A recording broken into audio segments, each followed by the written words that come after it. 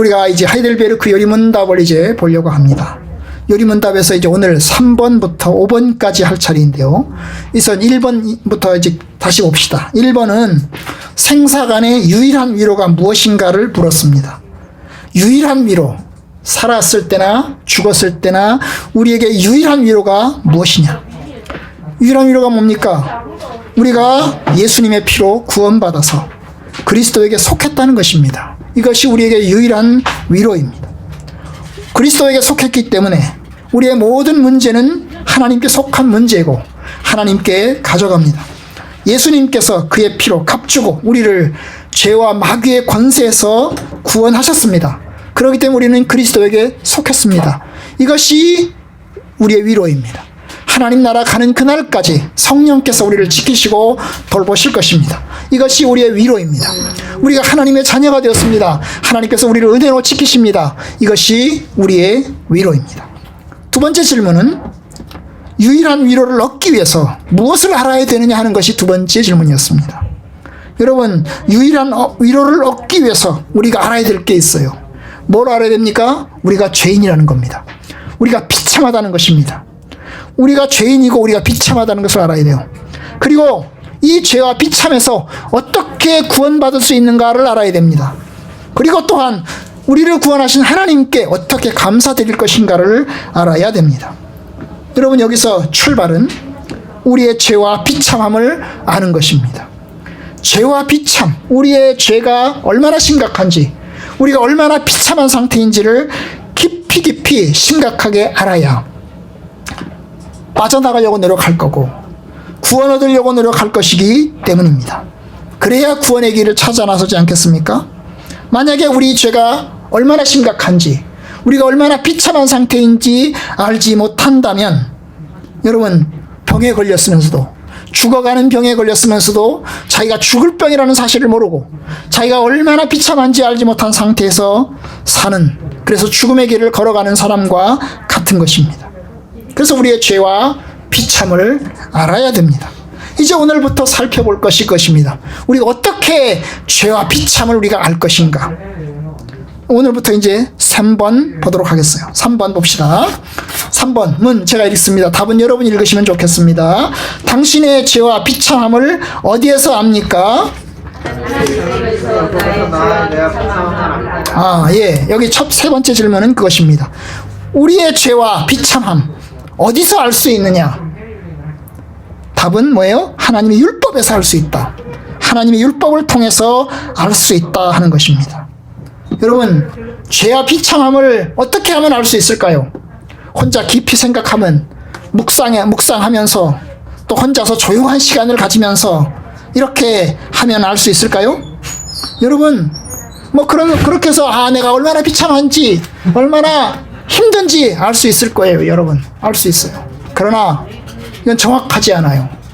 얼마나 내 죄가 심각한지, 내가 얼마나 비참한 상태에 있는지 정확하게 알 수 없어요. 대략은 알아요.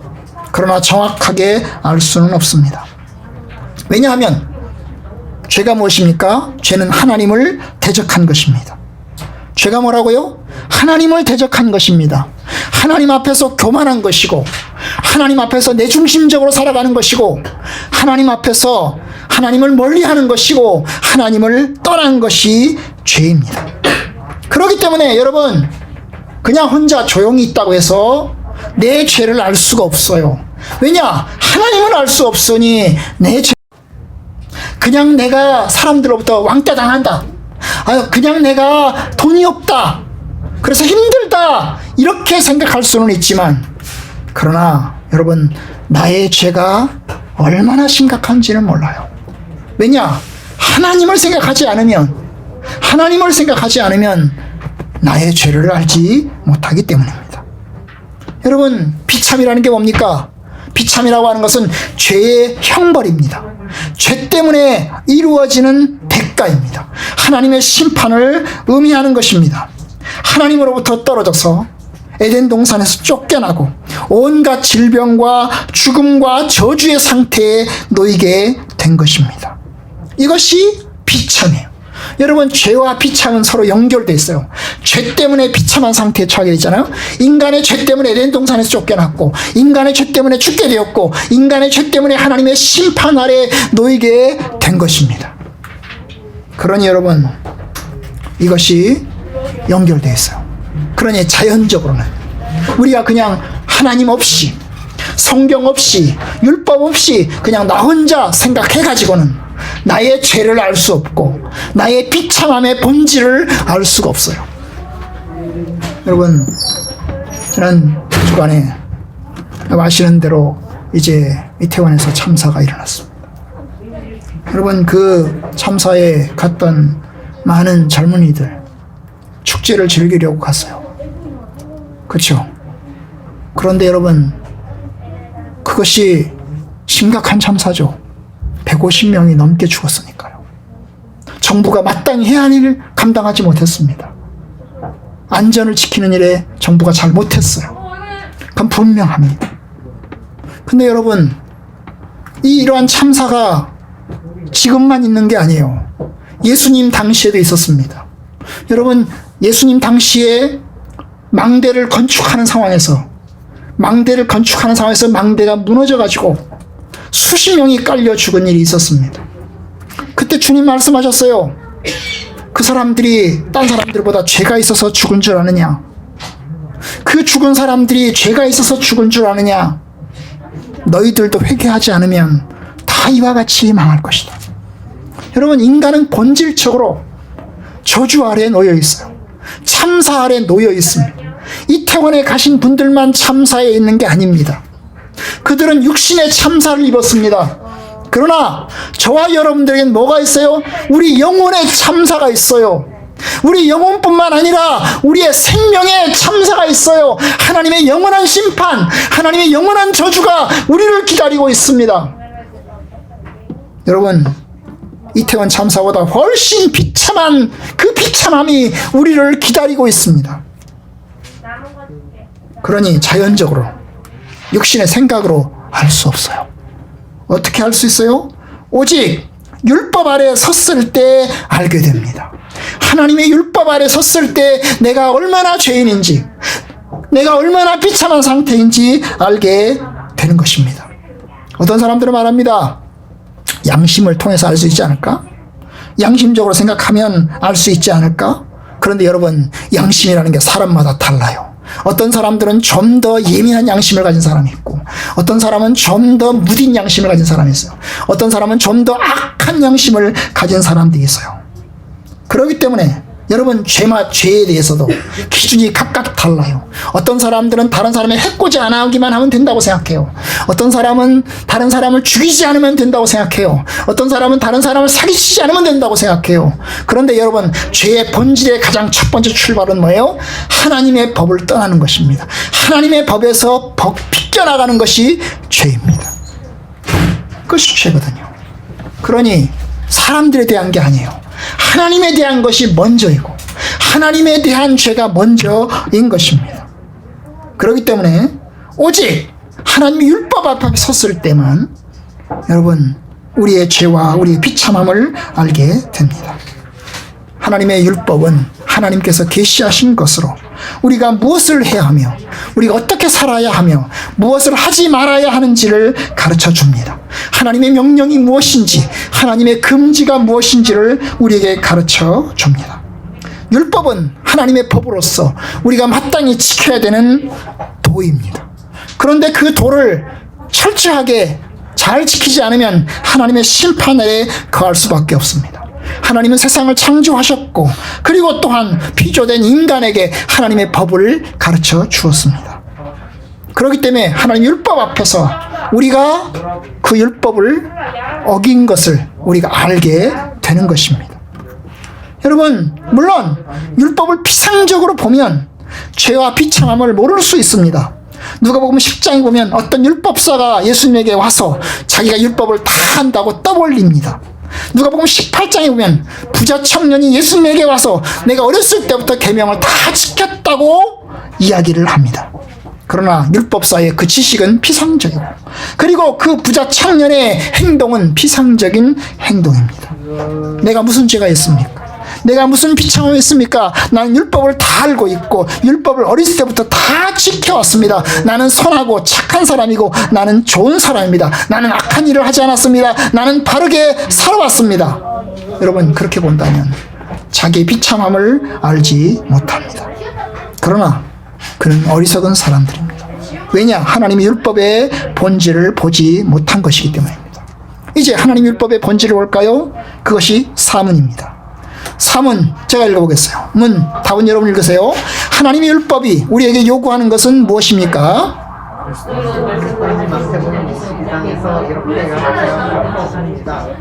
내 마음을 다하고 목숨을 다하고 뜻을 다하여 주 너의 하나님을 사랑하라 말씀이 그것이 크고 첫째는 계명이요 둘째는 그와 같으니 내 이웃을 내 몸과 같이 사랑하라 하셨으니 이 계명이 모든 율법과 선지자의 계명이니라.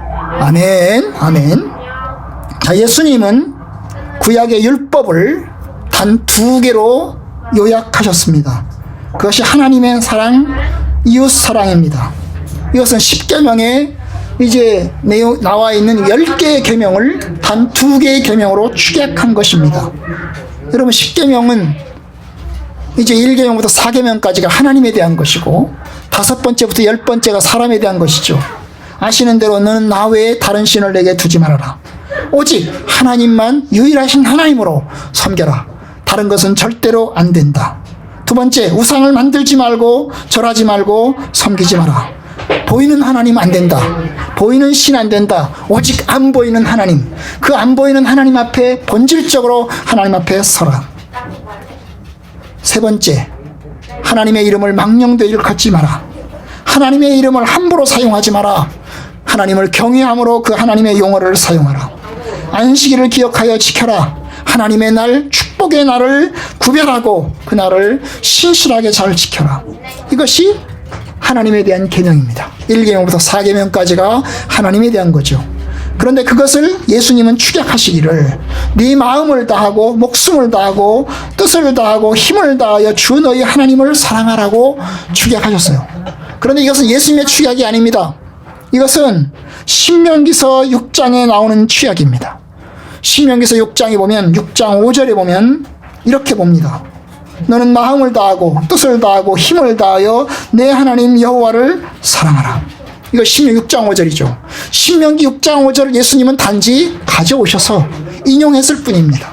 이것이 크고 첫째 되는 계명이다. 여러분, 구약 성경에 나오는 계명들 600가지가 넘습니다. 그 600가지가 넘는 것을 10개로 축약하면 10계명이고 그것을 단 2개로 축약하면 바로 신명기 6장 5절에 나오는 하나. 그 다음에 레위기서 19장 18절에 나오는 2번째 계명. 뭡니까? 내 이웃을 네 몸과 같이 사랑하라. 내 이웃을 네 몸과 같이 사랑하라. 이것도 예수님 말씀이 아닙니다. 이것도 레위기서 19장 18절에 있는 말씀을 인용한 겁니다. 내 이웃 사랑하기를 네 자신과 같이 사랑하라. 이것이 레위기서 19장 18절이에요. 그런데 이 2가지를 주님이 가져오셔서 신명기에서 한 구절, 레위기에서 한 구절, 이 2개를 가져오셔서 율법사에게 가르치는 거예요.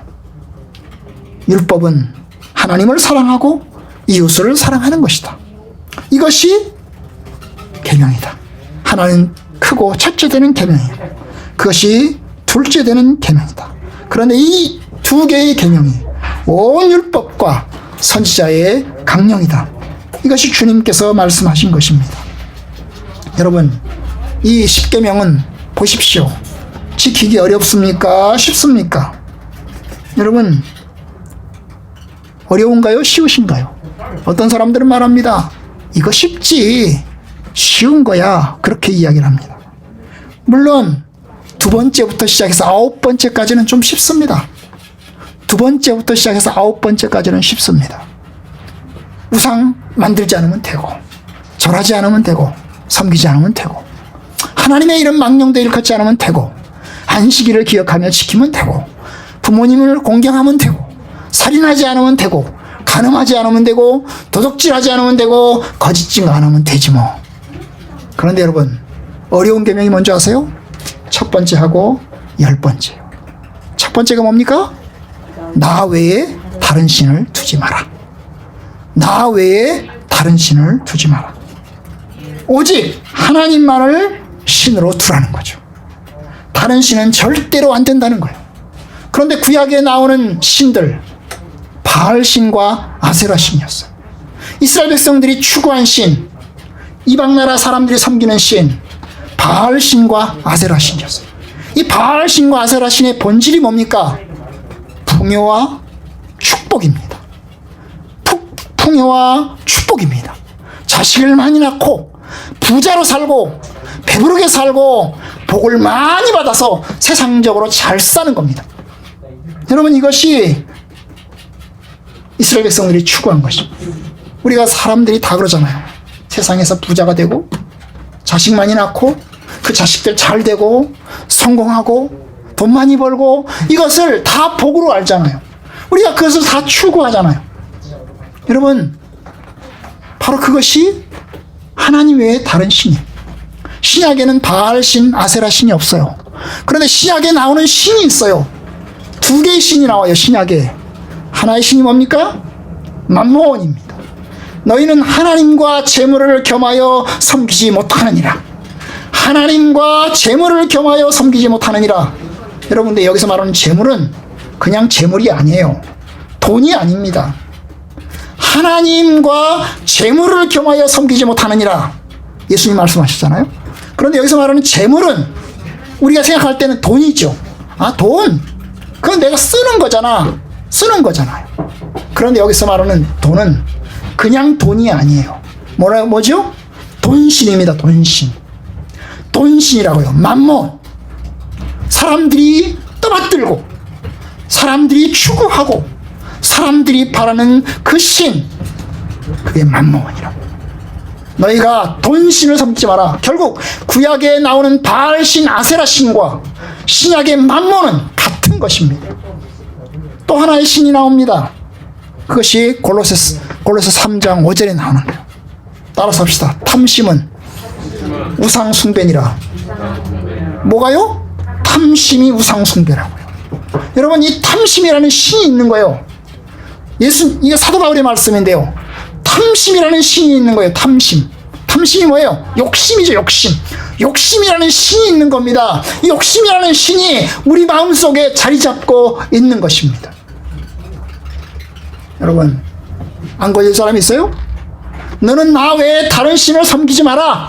안 걸릴 사람이 있어요? 우리는 맘몬을 추구하잖아요. 우리는 다 재물을 추구하잖아요.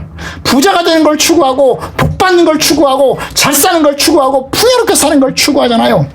우리는 이 세상에서 맘몬을 추구합니다. 우리가 사는 사회를 자본주의라고 그래요. 자본주의가 뭔지 아십니까? 자본주의라고 하는 것은 돈을, 재물을 신으로 섬기는 사회가 바로 자본주의 사회예요. 돈을 신으로 섬기는 사회예요. 금송아지 우상을 섬기는 사회가 바로 자본주의 사회예요. 우리는 그 속에 살고 있어요, 여러분. 그런데 또 하나의 신이 있죠. 그게 뭐예요? 탐심이라고 하죠. 탐심은 우상숭배니라. 그러니까 첫 번째하고 10번째가 통하는 거죠. 첫 번째가 뭐예요? 다른 신을 섬기지 마라. 그런데 그게 맘몬이 들어있고 탐심이 들어있잖아요. 그런데 10번째가 뭐예요? 다른 사람의 것을 탐내지 마라. 여러분, 두 번째부터 9번째까지는 행동에 관한 거예요. 행동이 어찌어찌 지킬 수가 있어요. 그런데 이 첫 번째, 마지막 번째는 마음에 관한 문제예요. 다른 사람의 것을 탐내지 말아라. 여러분, 다른 사람의 것을 탐내는 것으로부터 모든 죄가 시작돼요. 다른 사람의 것을 탐내는 것으로부터 사기가 시작되고, 다른 사람의 것을 탐내는 것부터 살인이 시작되고, 다른 사람의 것을 탐내는 것으로 여러분 다른 사람을 간통하고 범죄를 저지르는 것입니다. 그런데 여러분, 바로 그 점에서 우리는 걸려요. 예수님 말씀하셨잖아요. 하나님을 사랑하라. 그런데 하나님을 사랑하라 하시면서 뭐라고 얘기했죠? 네 마음을 다하고 목숨을 다하고 뜻을 다하여 주 너희 하나님을 사랑하라. 네 마음을 다하고 목숨을 다하고 뜻을 다하여. 이 말은 뭐예요? 분산되지 말고죠.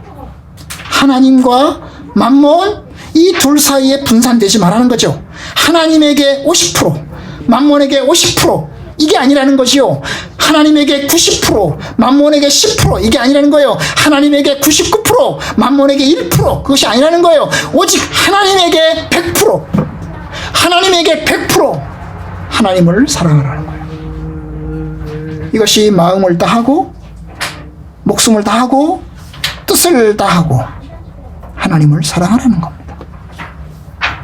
여러분, 그러니 쉬워요, 어려워요? 불가능합니다.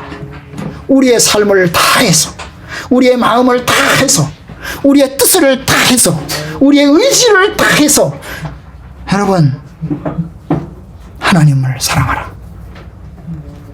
불가능한 겁니다. 뭐 일시적으로 하나님을 사랑할 수 있어요. 일시적으로는 하나님에게 뜻을 다 할 수 있어요. 너무나 뜨겁고 너무나 강렬하고 너무나 놀라워서 내가 하나님 앞에 헌신하겠습니다. 내가 하나님 앞에 모든 걸 다 바치겠습니다. 그래서 헌금 빠고 이제 들어갈 수도 있어요.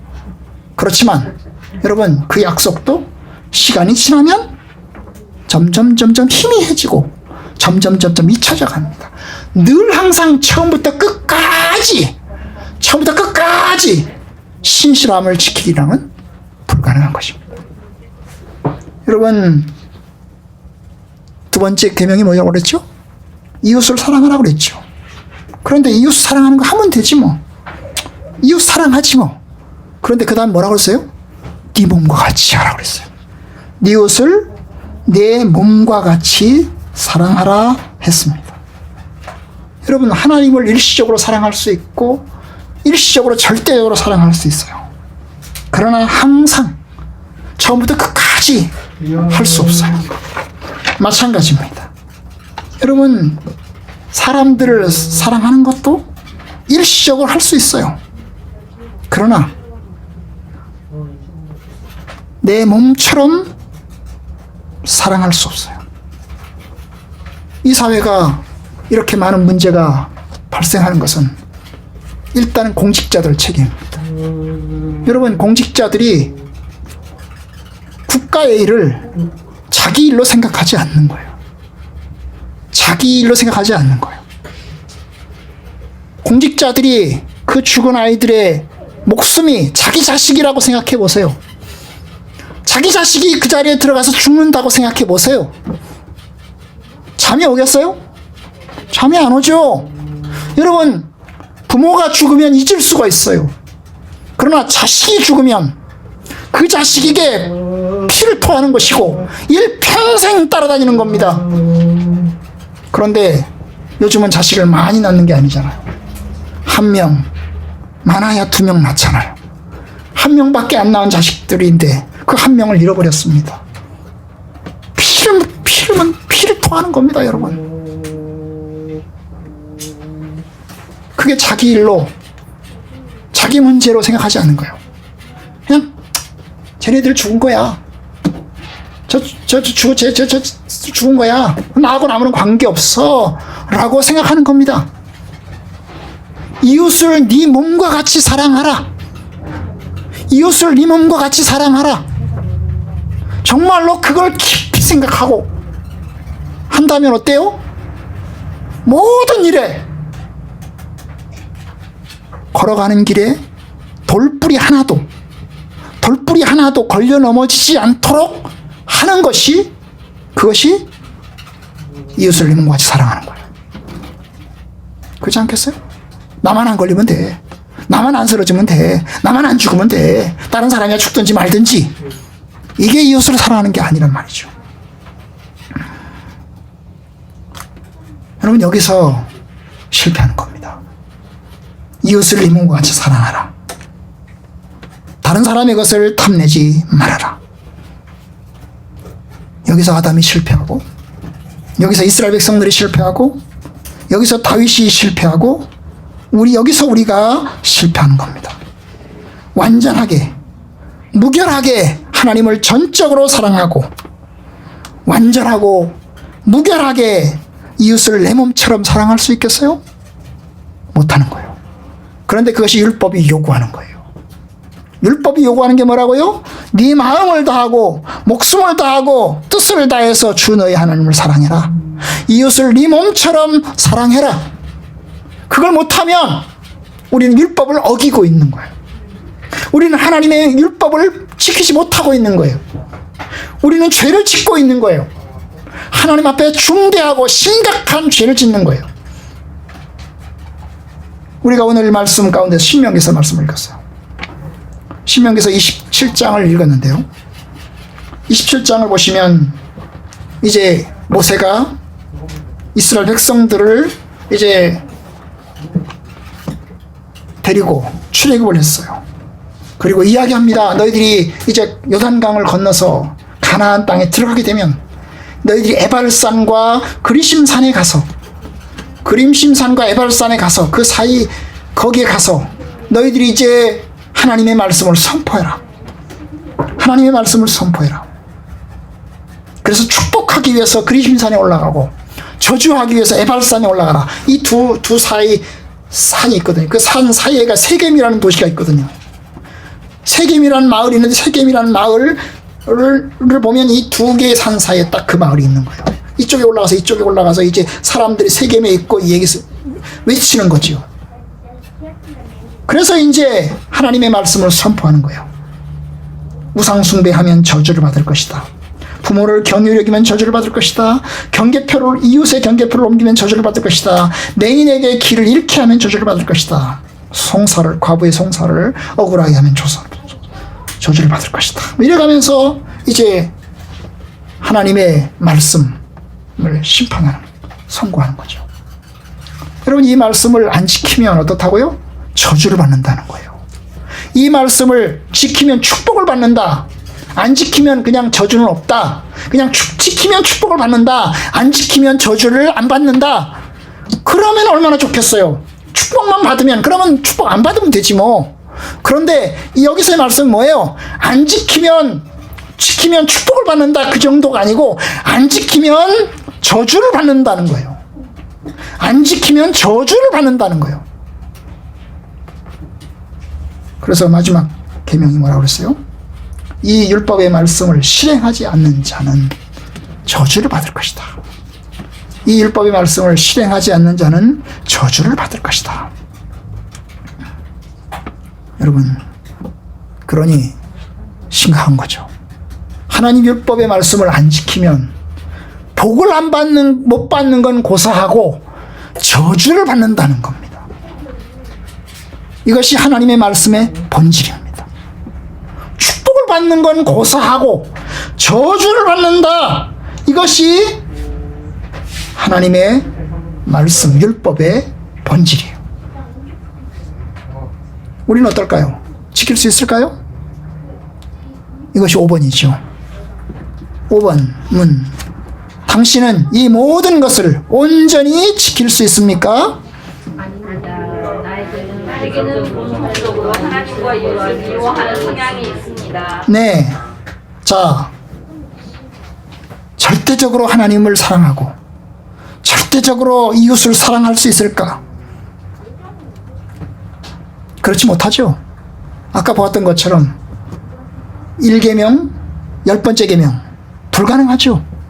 첫 번째 계명, 마지막 계명 불가능합니다. 나 외에 다른 신을 두지 마라. 불가능합니다. 이웃의 것을 탐내지 마라. 불가능합니다.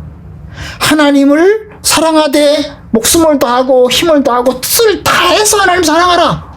불가능합니다. 이웃을 네 몸처럼 사랑해라.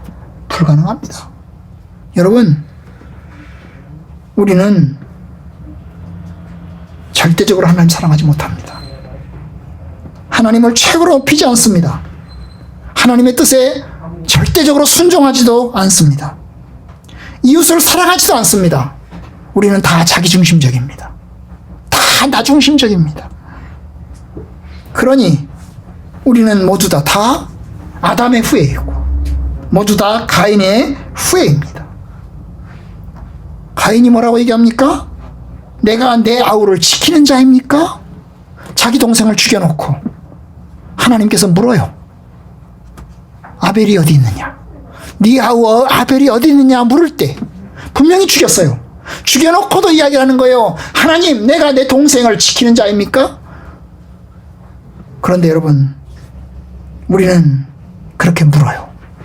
내가 저 사람들을 지켜야 됩니까? 내가 저 사람들을 지킬 책임이 있습니까? 나는 그런 책임 없습니다. 내가 나만 지키면 되죠. 내가 왜 저 사람들을 지켜야 됩니까? 이게 우리가 하는 말입니다. 우리가 하는 겁니다. 공직자들은 해야 되는 거지요. 왜냐? 공직자들은 국가에서 돈을 받잖아요. 다른 사람을 지키라고, 백성을 지키라고 돈을 받잖아요. 우리는 돈을 안 받잖아요, 국가로부터. 그러니 백성을 지켜야 될 책임은 없어요. 공직자는 있죠. 그러나 하나님 앞에서는 공직자나 우리나 똑같습니다. 하나님 앞에서는 공직자 월급을 받는 사람들이나 월급 안 받는 우리나 똑같습니다. 우리는 이웃을 네 몸과 같이 사랑해야 됩니다. 그러니 우리는 못해요. 아담의 후예이고 가인의 후예입니다. 그래서 아니라고 그런 거죠. 당신은 이 모든 것을 온전히 다 지킬 수 있습니까? No, 아닙니다. 왜냐하면 우리에게는 본성적으로 하나님과 이웃을 미워하는 성향이 있습니다. 본성상 하나님을 떠나고 하나님을 미워하고 하나님을 멀리하는 성향이 우리들 가운데 있어요.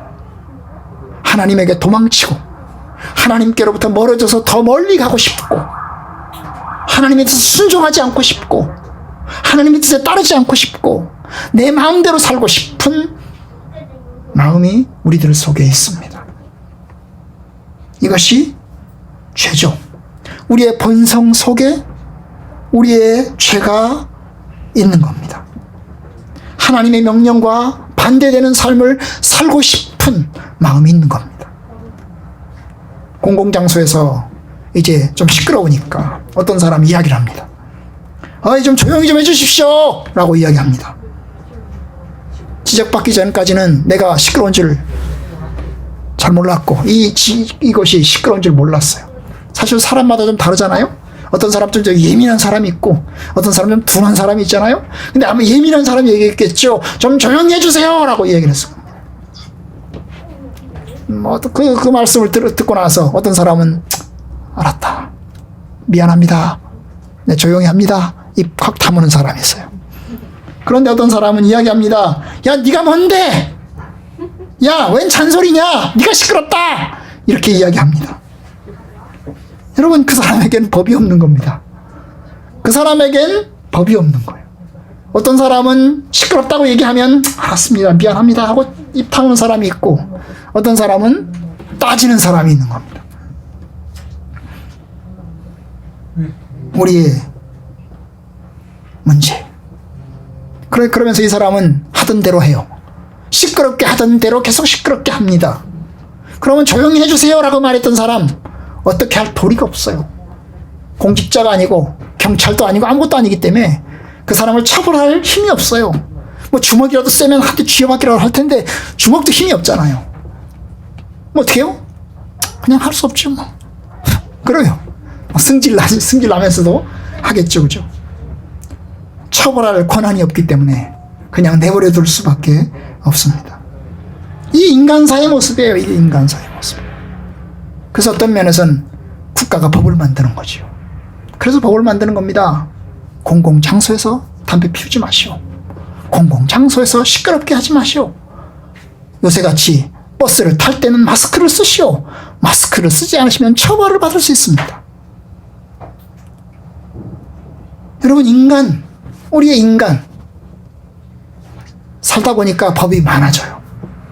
처음에는 10계명이면 될 것 같았는데 10계명으로 부족한 거지요. 그래서 법이 많아지는 겁니다. 우리나라 법이 점점 늘어납니다. 법이 점점 늘어나요. 우리가 사는 모든 곳이 카메라가 달려있듯이 우리가 살고 있는 이 사회가 점점 국가적으로 법을 만드는 거예요. 계속 만드는 거예요. 이 참사가 일어났으니까 이제까지는 법이 없다고 그랬거든요. 누가 주도하지 않고 누가 책임지지 않는, 주최하지 않는 행사에 대해서는 국가가 관여할 권한이 없다는 거예요. 그래서 이제 국가가 관여할 권한을 또 법으로 만들어야 되겠죠, 그죠? 이제는 또 빠져나갈 수 없게 또 만드는 거죠. 공직자들을 국가 권력이 해야 될 의무를 또 하나 법으로 집어넣는 겁니다. 여러분, 우리의 인간이 얼마나 악하고 부족하면 법이 만들어지겠어요? 얼마나 악하고 부족하면 법이 계속해서 더 늘어나겠습니까? 여러분, 우리의 마음은 하나님의 원수가 되고 하나님의 법에 굴복하지 않습니다. 우리는 본성상 하나님을 미워하고 본성상 이웃도 사랑하지 않습니다. 아니, 이웃을 사랑하지 않을 뿐만 아니라 본성상 다른 사람을 시기하고 미워하고 질투합니다. 여러분, 이웃이 잘 되는 것을 절대 기뻐하지 못합니다. 이웃이 나보다 잘 되는 것을 절대로 축하하지 못합니다. 내가 최고이고 내가 잘 돼야 되는데 다른 사람이 나보다 잘 된다고요? 축하하지 못합니다. 다른 사람이 집을 샀다고 그러면요, 배 아픕니다. 다른 사람이 성공했다고 그러면 배 아픕니다. 다른 사람이 합격했다고 하면 배 아픕니다. 다른 사람이 당첨됐다고 그러면 배 아픕니다. 그러지 않겠어요? 여러분, 이런 말이 있어요. 교회 구역 예배가 있어요. 구역 예배로 사람들이 모여요. 교인들이 모입니다. 그 구역 예배 교인들이 모이면 자기 간증을 할 거 아니에요. 하나님, 지난 주간에 하나님이 나에게 이런 축복 주셨어. 하나님이 내게 이런 은혜를 주셨어. 그 얘기를 하잖아요. 심지어 이런 걸 하는 거잖아요. 하나님이 말이야 나한테 지난주에 복권을 샀는데 복권이 당첨되는 축복을 주셨어. 그러면요, 그 소리를 듣는 순간 속이 아픕니다. 그렇죠? 속이 아파요. 여러분, 우리 아이가 이번에 무슨 대학에 합격했어.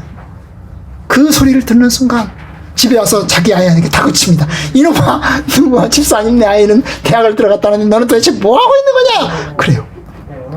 여러분, 이 교회 여전도회를 움직이는 여전도회 구역 예배를 움직이는 힘이 뭘까요? 시기심이에요. 시기심이라고요. 여러분, 동창회 가면 알잖아요. 동창회 가면 이제 보잖아요. 어떤 사람은 좀 깨지시하게 입고 어떤 사람은 잘 입고 오잖아요. 그러면요, 깨지시하게 입고 간 나는 다음번에 동창회 절대로 안 가요. 왜요? 잘 되는 애들이 왔거든요. 아니, 어릴 때는 그렇게 공부 못하고 그렇게 못생겼는데 어떻게 그놈이 나보다 잘. 이 인간이에요. 인간은 기본적으로 시기심과 기본적으로 다른 사람을 미워하는 본능을 가지고 있어요. 그 시기심이 크면 내가 못 살고 내가 힘이 없으면 주눅 들어가지고 그래서 동창회도 안 가고 사람들과도 안 모여요. 여러분, 그런데 내가 성공해서 잘 되면 나가서 의시되죠. 나 돈 벌었다고. 그러면서 참 기부금도 탁 내고 그러면서 탁 의시됩니다. 이 인간이라고요.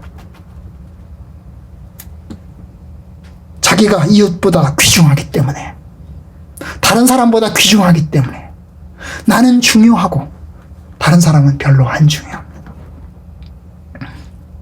이웃으로 인해서 내가 손해가 발생하면 그 손실에 대해서 화를 내고 복수하고 싶어 합니다.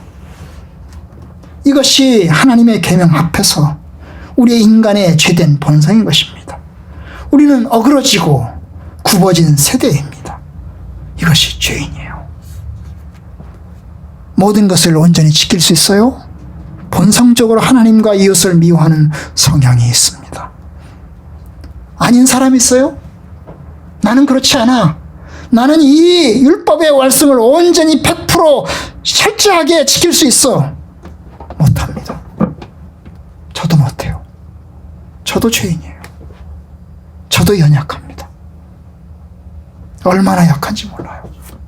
다른 사람이 나에게 상처를 주면 그 상처를 내 마음에 간직하고 있어요. 그리고 칼을 갈아요. 그 사람 얼굴 보고 싶지도 않아요. 아는 척 하고 싶지도 않아요. 그냥 피해서 가고 싶어요. 인간의 모습이에요.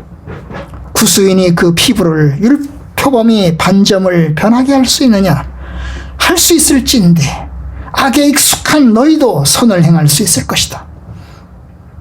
여러분, 인간은 죄인입니다.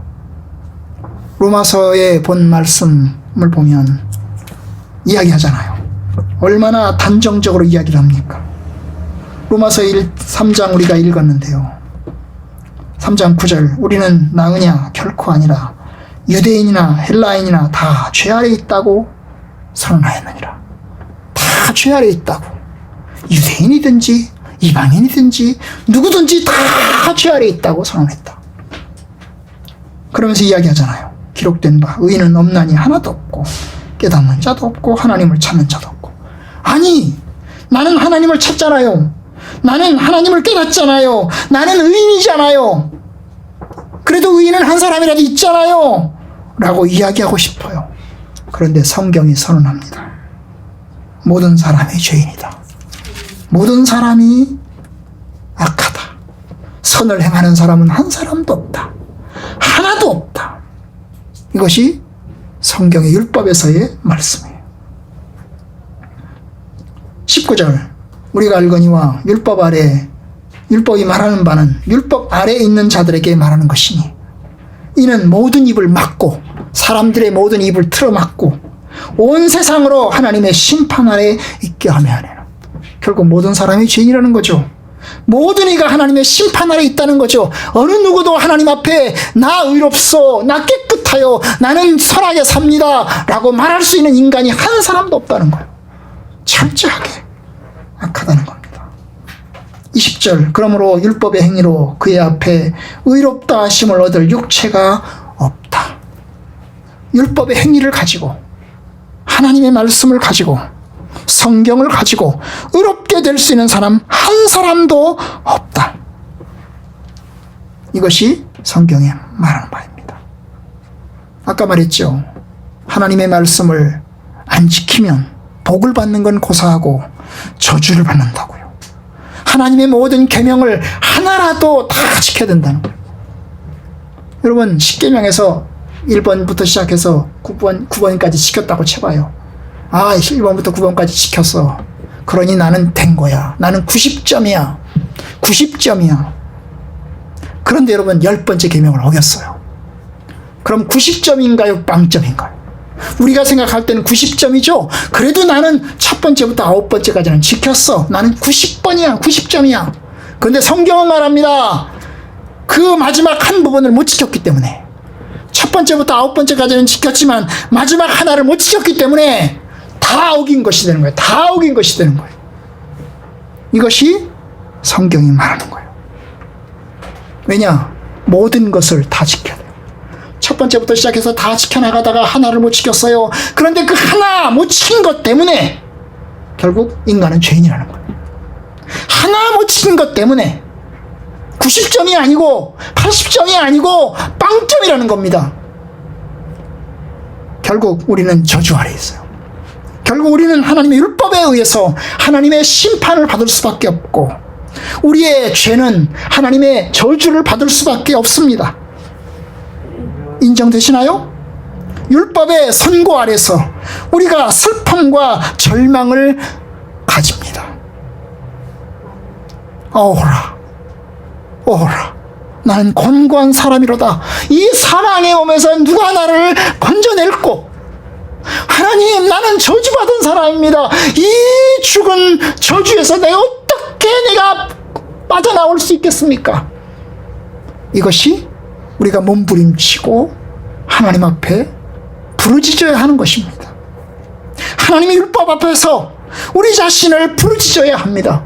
통곡해야 합니다. 하나님, 나는 죄인입니다. 나는 악합니다. 나에겐 길이 없습니다. 여러분, 죄는 추상적인 게 아니에요. 인간이 죄인이다, 추상적인 게 아닙니다. 여러분, 진짜로 본질적으로 구체적으로 우리는 죄인이에요. 사람들은 얘기해요. 아니, 내가 무슨 죄를 졌어. 난 악하지 않아. 나는 선해. 라고 이야기해요. 추상적으로 말하는 게 아니에요. 정말 본질상 엄중하게 하나님께서 선언하십니다. 길이 뭘까요? 우리가 뒤에 보겠지만 그 길은 오직 하나밖에 없어요. 오직 길은 중보자이신 예수 그리스도의 십자가의 피로 죄 씻음을 얻는 길밖에는 없습니다. 오직 그리스도만이 유일한 길이고 유일한 진리고 유일한 생명입니다. 그리스도를 통해서 우리가 죄를 깨닫고 그리스도를 통해서 비참함을 알고 그리스도를 통해서 우리가 구원함을 얻어요. 그 외에는 길이 없어요. 다른 길은 없어요. 다른 길은 없어요. 오직 한 길밖에 없어요. 우리는 물어야 돼요. 우리가 어떻게 해야 될까? 하나님, 우리가 어떻게 해야 되겠습니까? 우리가 어떻게 해야 이 비참함의 상태에서 나를 건져낼 수가 있겠습니까? 하나님께 물어야 됩니다. 베드로의 설교를 듣고 있던 예루살렘의 사람들이 베드로를 향해서 물었어요. 우리가 어찌할꼬? 우리가 어찌 해야 되겠냐? 그때 베드로가 이야기했어요. 너희가 회개하여 각각 예수의 이름으로 세례를 받고 죄사함을 받으라. 여러분, 하나님의 말씀 우리에게 이야기합니다. 너희가 회개하고 예수 그리스도의 이름으로 세례를 받고 죄사함을 받으라. 예수님이 나를 위해서 죽으셨고 예수님이 죄와 사망의 권세에서 나를 구원하시기 위해서 십자가에 죽으셨어요. 그러니 예수 그리스도가 우리를 위해서 죽으신 것을 믿고 하나님 앞에 회개하고 주 앞에 돌아서야 됩니다. 그리스도가 왜 죽으셨을까요? 주님이 왜 죽으셔야 합니까? 그 길밖에 없기 때문입니다. 다른 길이 있으면 다른 길을 주셨을 거예요. 주님 말씀하시잖아요. 내가 이 잔을 마셔야 됩니까? 다른 길은 없습니까? 오직 이 길밖에 없습니까? 내가 이 길로 가야 됩니까? 이게 주님의 겟세마네 동산에서의 기도잖아요. 나의 원대로 마시고 아버지의 원대로 되기를 원합니다. 나의 원은 십자가를 지지 않는 겁니다. 나의 원은 이 길을 피해가는 겁니다. 나의 원은 이 고난의 길을 걸어가지 않는 겁니다. 그런데 주님 걸어가시잖아요. 왜냐? 그 길밖에 없으므로. 여러분, 예수 그리스도 안에서 우리의 비참함을 알아야 주님을 찾고 주님께 나아갈 수 있어요. 여러분이 주님을 알길 원합니다. 여러분의 죄의 비참함을 알길 원합니다. 그리고 그리스도를 만나기를 원합니다. 여러분, 한 가지 더 말씀드리고 해주려고 해요. 교회가 얼마나 중요합니까? 세상 사람들은 말합니다. 교회는 타락했어. 교인들은 다 썩어 빠졌어. 그러나 여러분, 교회가 타락했어도 교회가 아니고서는 복음을 듣지 못하고 성도들이 아니고서는 복음을 듣지 못합니다. 하나님께서는 이 땅에 교회와 성도들을 주셨습니다. 교회만큼 영광스러운 곳이 어디 있습니까? 교회만큼 중요한 곳이 어디 있습니까? 하나님의 사람들을 만들어내는 것만큼 중요한 곳이 어디 있습니까? 저는 이번 주간 다니엘 기도회를 통해서 하나 회개를 했습니다. 김천에서 목회하시는 목사님, 아버지의 이야기를 들었어요. 아버지가 목사님이신데, 작은 개척교회 목사님이신데, 새벽 기도를 가다가 강도 맞아가지고 결국 뭐예요? 다쳐서 결국 죽었잖아요. 그죠? 결국 그것 때문에 죽었어요. 그런데 그 아버지가 아들에게 하는 말, 너 신학대 가서 목사가 되라. 신학대 가서 목사가 되라. 이 아들은 일반대 가서 나중에 목사가 되려고 어릴 때부터 생각을 했어요. 이 아버지는 이 아들이 임신하자마자, 태어나자마자 하나님이 이 아들을 하나님께 바칩니다. 이 아들을 목사 만들어주세요라고 기도를 했어요. 그래서 이분도 자기가 어릴 때부터 목사가 되겠다고 했대요. 그런데 저는요, 우리 아들을 목사가 되겠다고 서원하지 않았거든요. 저는 우리 아들을 어릴 때부터 내가 이 아들을 목사로 만들어야 되겠다라고 생각하지 않았어요. 하나님이 이 아들을 바칩니다. 이 아들을 목사로 만들겠습니다라고 하지 않았어요. 오히려 신학교를 가겠다고 할 때, 신학교 가지 마라.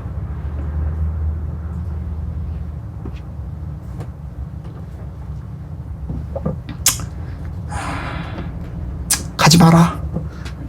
힘든데 뭐하러 가냐. 오히려 돈 많이 벌어서 장로님 되고 나한테 용돈 많이 줘라. 그랬거든요. 근데 이제 그 아버지가 이제 아들한테 신학대 가서 목사가 되라. 개척교회 목사하고, 그죠? 목사님은 양복 입은 거지예요. 우리 아들, 저 같은 사람을 양복 입은 거지라고 생각을 했어요. 겉은 멀쩡한데 배운 것도 많아요. 이 배운 지식 가지고, 이 배운 학벌 가지고 다른 데 가면 돈 많이 벌지 않겠어요? 좋은 머리 가지고 이 머리 가지고 목사가 되려고 하지 말고 이 뭐 좀 더 공부를 해가지고 좀 좋은 데 갔으면 돈 많이 벌지 않겠어요? 그렇잖아요. 그런데 그 아버지가 생각하길, 그 아들 목사님이 그런 이야기 했어요. 그죠? 아들 공부 잘하고 그 다음에 능력이 있을 때 목회자로 보내라고, 응? 목회자로 신학교를만 보내라고. 공부 못해서 갈 대학이 없어가지고 신학교 보내지 말고, 응? 여러분, 제가 그 말을 들으면서 무슨 생각을 했는지 아세요? 목회라고 하는 것이 얼마나 영광스러운가, 사람들을 한 사람 세우는 것이 얼마나 존귀하고 영광스러운가, 한 사람을 그리스도의 사람으로 만들어내는 것이 얼마나 귀중한 건가. 자, 그걸 생각했어요. 사실 돈 버는 일도 귀하고 사업하는 일도 귀하고 또 뭐 일하는 일도 귀하고 이렇게 저렇게 하는 일 귀해. 사회에서 하는 일 다 귀하잖아요. 변호사도 귀하고 의사도 귀하고 다 귀해요. 그런데 곰곰이 생각해 보면 뭐가 가장 귀할까? 저 지옥으로 가는 사람을 건져내어서 하나님의 나라로 이끌어가는 그 일이 가장 귀중하지 않을까? 그래서 하나님 앞에 얘기했어요. 하나님, 목회가 가장 영광스럽고 복된 건데 참 이 복된 이것을 걸어가겠다는 아들을 제가 축복하고 격려하고, 오히려 제가 먼저 이 목회는 복된 거니까 귀한 거니까 이 길로 가라. 저희 옆에 가장 가까운 목사님이 계세요. 저희 친구 목사님 계세요. 오늘이 소망교회라고. 근데 목사님 아들이 둘 있어요. 이 목사님 아버지는 자기 소원이 있대요. 자기 아들 둘 중에 한 명이라도 목사가 됐으면 좋겠대요. 근데 목사 안 하려고 그런대요. 목사가 됐으면 좋겠대요. 하나님, 내가 이 아들 목사가 되게 해주세요. 열심히 기도하는데 목사가 안 되겠다는 거예요. 그분이 이야기합니다. 목회만큼 영광스럽고 목회만큼 복된 게 어딨냐고. 목사가 되는 것이 얼마나 귀하고 얼마나 존귀하고 영광스러운 것이냐고. 그런데 아들이 안 되겠다는 거예요. 왜? 아버지가 개척교회 하는 거 보니까 난 돈 벌어야 되겠다는 거죠. 여러분, 목회만큼 귀하고 영광스러운 게 있어요. 그래서 저보고 하는 말이, 우리 아들 신학교 딱 합격했다고 하니까요, 양복 사줄 돈 주셨어요. 100만 원 줬어요. 양복 사입으라고. 얼마나 축하하는지 몰라요. 얼마나 잘된 건지 몰라요. 제가 얘기했어요. 여러분, 맞아요. 여러분이 한 사람을 낳고 집에서 키우고 돌보는 것이 얼마나 귀한 겁니까? 그 한 영혼을 하나님의 사람으로 키우기 위해서 기도하고 몸부림치고 또 애쓰는 것이 얼마나 귀합니까? 살림하는 것 얼마나 귀합니까? 정말 귀한 거예요. 여러분이 한 사람을 그리스도의 사람으로 만들기 위해서 전도하고 복음 전하고 예수 믿으라고 권하고 얼마나 귀한 겁니까? 그들을 지옥으로부터 건져내서 하나님의 나라로 들어가도록 격려하는 것이 얼마나 귀한 겁니까? 여러분, 그 귀한 일 감당하길 바랍니다. 오늘날 목사님이 되려고 하는 사람이 별로 없어가지고 신학교에 들어가려고 하는 사람이 점점 줄어든대요. 다 신학교를 안 가려고 그런대요. 그래서 신학교가 미달이래요. 신학교 인원수를 줄이고 있어요. 지금 총신 같은 경우에도 지금 신대원수를 400명까지 모집하기로 했다가 지금 340명으로 줄였어요. 더 줄이고 있는 중이에요. 지금 왜?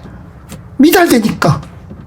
왜냐하면 그러다 보니까 이 사람 저 사람 목사가 되려고 하는 사람들 받을 것 같으니까 안 될 것 같으니까 좀 더 정의화시켜서 인원을 줄이는 거예요. 그런데 여러분, 귀한 일입니다. 공부 잘하는 가람이가 목사님 됐으면 좋겠어요. 저는. 응? 공부 잘하는 가람이가 참 귀한 일, 하나님의 선한 일을 감당하는 사람 됐으면 좋겠어요. 응? 만약에 가람이 목사님 된다고 그러면 엄마 아버지 열심히 응원하시고 격려하시고 축복하세요. 네. 여러분, 말씀 맺겠어요. 여러분, 한 사람 세우는 거 귀합니다. 한 사람 하나님 말씀으로 가르치는 거 귀합니다. 한 사람을 그리스도의 복음으로 전도하는 거 귀한 겁니다. 여러분, 그것만큼 귀한 게 어디 있어요? 왜냐? 복음 전도하지 않으면, 복음으로 세우지 않으면 그 영혼을 하나님의 나라로 이끌지 못하고 결국 죄와 비참함 가운데 하나님의 심판을 볼 수밖에 없잖아요. 그러니 주님의 말씀 안에서 한 사람을 세우는 일, 복음 전도하는 일, 최선을 다해서 열심히 잘 감당하시기를 주님의 이름으로 축원합니다.